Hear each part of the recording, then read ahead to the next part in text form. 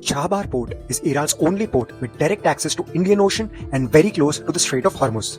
It sits around 170 km from Gwadar Port of Pakistan, another major regional port developed by China. It is of a great strategic importance to India. It is India's strategic entry point into landlocked Afghanistan and Central Asia, bypassing Pakistan.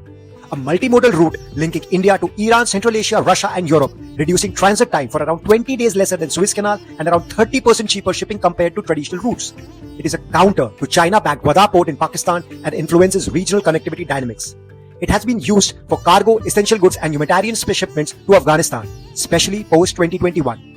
India and Iran agreed to develop Chabahar Port in 2003, but sanctions delayed the progress.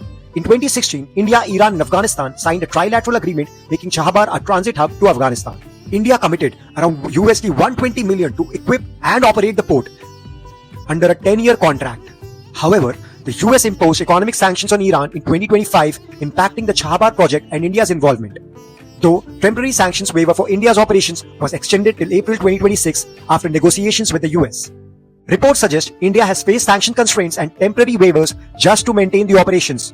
However, Iran officials have publicly lamented budget cuts by India, indicating diplomatic discomfort. Remember, Chabahar Port is much more than a commercial port.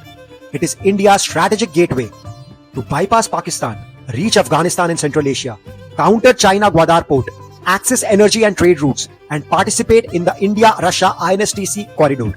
Losing Chabahar Port could be a huge strategic and economic loss to India. India's exit from direct operational control could weaken its leverage against Pakistan, China, and even Russia. Though, India could pivot to trilateral frameworks with Russia and Central Asian republics if Chabahar faces structural hurdles. In the final part of this 4-part series, I talk about how Iran helped India from getting sanctioned by UN and relations between India and Iran. So follow Words with SS to make yourself smarter and not louder.